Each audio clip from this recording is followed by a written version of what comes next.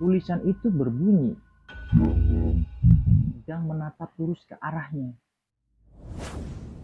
Tubuh Nisa mulai ditarik pelan mengarah ke bawah lemari.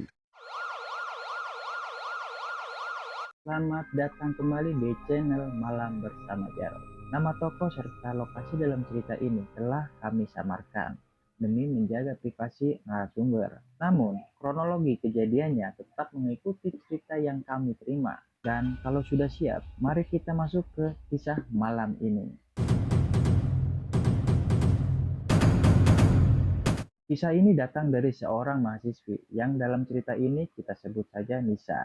Beberapa tahun lalu, Nisa memutuskan merantau ke kota Semarang untuk melanjutkan kuliah. Seperti anak rantau pada umumnya, hal pertama yang harus ia cari tentu saja tempat tinggal. Sudah hampir seminggu ia berkeliling dari satu tempat ke tempat lain. Ada kamar yang sempit, ada juga harganya terlalu mahal. Bahkan ada yang lokasinya terlalu jauh dari kampusnya. Sampai akhirnya seseorang menyarankan sebuah rumah kos tua yang letaknya tidak jauh dari pusat kota. Bangunannya cukup mencolok. Arsitekturnya masih bergaya Belanda dengan tembok yang tebal, jendela-jendela kayu berukuran besar, dan lorong panjang yang terlihat sudah dimakan usia. Meski rumah itu sudah terlihat tua, bangunan itu masih berdiri kokoh dan sebagian besar kamarnya masih dihuni. Singkat cerita, Nisa sampai tempat itu dan bertemu ibu kos. Pemilik kos lalu menawarkan satu kamar yang baru saja kosong. Letaknya berada di ujung lorong. Nomor kamarnya. Begitu pintunya dibuka, Nisa justru merasa beruntung. Kamarnya jauh lebih luas dibandingkan kamar kos lain yang sudah ia lihat sebelumnya. Di salah satu sudut ruangan berdiri sebuah lemari jatuh berukuran besar dan ukiran klasik yang masih terlihat sangat indah. Menurut Nisa, lemari itu malah membuat kamar terasa lebih estetik dan berkarakter. Tanpa banyak berpikir, ia langsung memutuskan menyewa kamar tersebut. Saat itu, sama sekali tidak ada firasat buruk di pikirannya. Ia hanya merasa baru saja menemukan kamar kos yang paling bagus dan harga yang sangat terjangkau. Padahal, putusan itu yang perlahan mengubah hari-harinya menjadi sesuatu yang tidak akan pernah ia lupakan selama hidupnya. Hari pertama di kamar itu berjalan sangat normal. Nisa mulai menata pakaiannya, menyusun buku kuliah, lalu merapikan seluruh isi kamar agar terasa lebih nyaman untuk ditempati. Meski bangunannya sudah tua, ia justru merasa nyaman dan betah. Suasananya tenang, jauh dari kebisingan jalan raya. Memang di perkampungan tepatnya. Lemari jati besar di sudut kamar pun sama sekali tidak membuatnya curiga. Malam pertama akhirnya tiba. Setelah lelah seharian, Nisa langsung tertidur pulas. Namun di tengah malam, ia tiba-tiba terbangun. Bukan karena mimpi, melainkan karena mendengar suara pelan. Seperti ada sesuatu yang sedang menggores bagian dalam lemari. Suaranya pelan, suara yang sangat halus, hampir seperti cakaran kuku di permukaan kayu. Karena suara itu berhenti dengan sendirinya, ia mengira mungkin hanya tikus. Tanpa berpikir macam-macam, ia kembali memejamkan mata. Keesokan harinya, semuanya kembali berjalan seperti biasa. Tidak ada hal aneh yang ia temukan. Karena itu, kejadian semalam perlahan ia lupakan. Namun, memasuki malam kedua, suara yang sama kembali terdengar. Kali ini sedikit lebih jelas, masih berasal dari dalam lemari tua itu. Nisa mulai merasa ada yang tidak beres, tapi ia tetap berusaha berpikir logis. Ia memilih mengabaikannya dan berharap suara itu tidak muncul lagi. Sayangnya, yang terjadi pada malam berikutnya justru jauh lebih mengerikan. Memasuki malam ketiga, Nisa benar-benar sudah mulai merasa ada yang aneh dengan kamar itu. Begitu lampu dimatikan dan suasana mulai sepi, suara dari arah lemari itu muncul lagi. Tapi kali ini bukan suara cakaran, melainkan suara ketukan yang pelan. Jarak antar ketukannya pelan dan teratur. Olah ada seseorang yang sedang mengetuk dari dalam lemari. Lisa masih mencoba menenangkan dirinya. Dalam pikirannya, mungkin ada kayu yang menuai, atau mungkin memang ada tikus yang terjebak di dalam lemari. Rasa penasaran akhirnya muncul.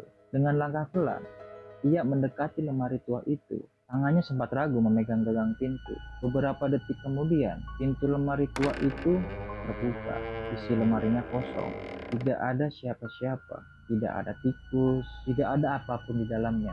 Tapi, saat matanya mengarah ke bagian dalam pintu lemari, nafas Nisa langsung tertahan. Cermin yang menempel di sana tiba-tiba dipenuhi embun. Padahal kamar itu sama sekali tidak dingin. Yang lebih bikin bulu kuduk berdiri, di atas embun itu muncul bekas tulisan jari yang terlihat masih baru. Tulisan itu berbunyi. Belum sempat Nisa mencerna apa yang baru saja dilihat, seluruh lampu kamar mendadak mati. Ruangan langsung gelap gulita. Dalam hitungan detik, aroma melati yang sangat pekat memenuhi seluruh kamar. Saking kuatnya sampai membuat Nisa merasa mual.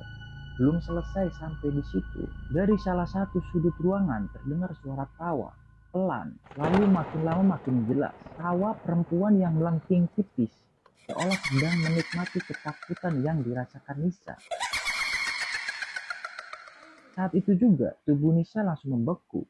Ia ingin lari, ingin berteriak, tapi kedua kakinya seperti kehilangan tenaga. Dan tanpa ia sadari, ternyata di dalam kamar itu, Nisa sudah tidak sendirian. Dalam gelap, Nisa cuma bisa berdiri mematung. Matanya berusaha menyesuaikan dengan keadaan sekitar.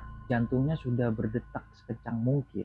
Lalu, perlahan pandangannya mengarah ke atas lemari. Disitulah ia melihat sepasang mata merah yang menyala sedang menatap lurus ke arahnya. Nisa sempat berharap itu cuma bayangannya sendiri. Harapan itu langsung hilang karena sosok itu mulai bergerak.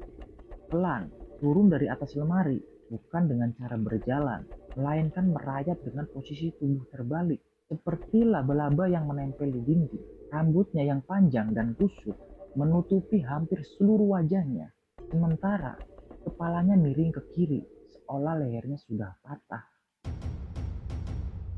Suasananya benar-benar sunyi. Yang terdengar hanya suara nafas Nisa yang mulai tidak beraturan. Lalu dari balik rambut yang menutupi wajahnya, terdengar suara lirih. Pelan sekali.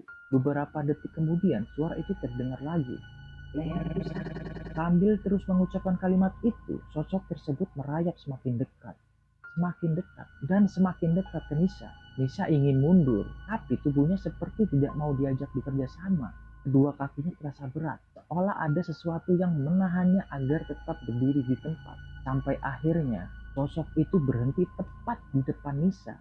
Jaraknya sudah sangat dekat, begitu dekat sampai Nisa bisa mencium bau anyir yang menusuk hidung.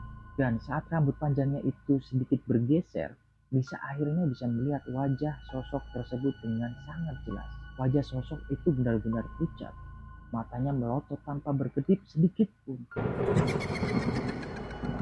Lalu, perlahan mulutnya terbuka. Semakin lama, semakin lebar. Sampai yang terlihat di dalamnya cuma kegelapan pekat. Nisa benar-benar sudah tidak sanggup mengalihkan pandangannya. Di saat yang sama, tangan sosok itu mulai bergerak pelan ke arah kaki Nisa. Jarinya yang panjang dan pucat langsung mencengkram pergelangan kaki Nisa dengan sangat kuat. Dingin, sangat dingin. Lalu, tubuh Nisa mulai ditarik pelan mengarah ke bawah lemari. Saat itulah mata Nisa tanpa sengaja melihat bagian leher sosok itu. Ada bekas jeratan tali yang melingkar, warnanya membiru. Kulitnya sudah membusuk. Bahkan dari luka itu terlihat cairan kental yang terus menetes ke lantai. Dia benar-benar panik. Tenaganya seperti sudah habis. Dia hanya bisa berusaha melepaskan pegangan itu sambil menangis ketakutan. Semakin ia berontak, tarikan itu justru terasa semakin kuat. Seolah sosok tersebut benar-benar ingin membawanya masuk ke dalam lemari. Dalam kondisi hampir putus asa, Nisa mengumpulkan sisa tenaganya yang masih ia miliki.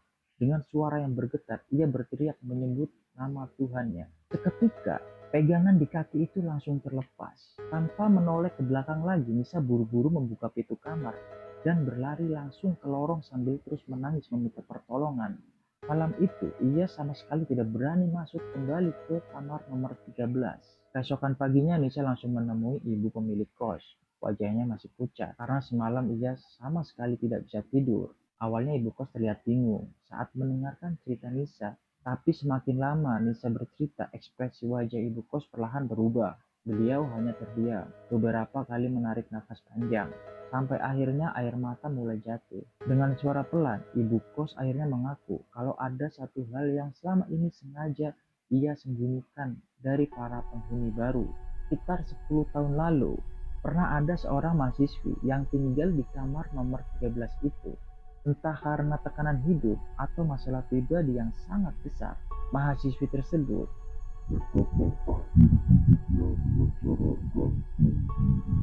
yang membuat kisah ini semakin menyedihkan. Tidak ada seorang pun yang menyadari kepergiannya selama hampir 1 minggu. Semua orang mengira ia sedang pulang ke rumahnya. Sampai akhirnya, aroma tidak sedap mulai tercium dari kamar tersebut. Saat pintu berhasil dibuka,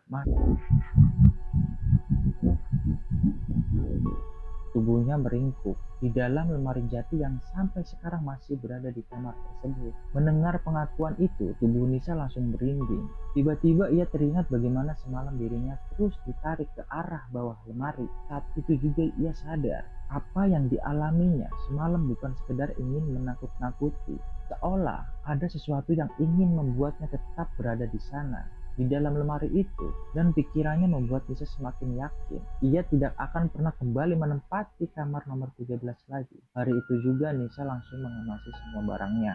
Ia bahkan tidak mau menunggu sampai malam. Yang penting secepat mungkin keluar dari kamar nomor 13. Untungnya ibu kos memahami keadaan Nisa dan tidak mempersulit proses kepindahannya. Kalau kalian berada di posisi Nisa, apa yang akan kalian lakukan? Coba tulis pendapat kalian di kolom komentar.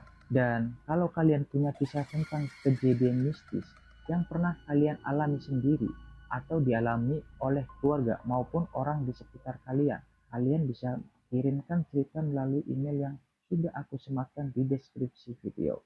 Siapa tahu kisah kalian akan menjadi cerita berikutnya yang akan Jarod bawakan di channel Malam Bersama Jarod. Terima kasih sudah menemani sampai akhir. Sampai jumpa di kisah berikutnya. Selamat malam dan semoga tidur kalian tetap nyenyak.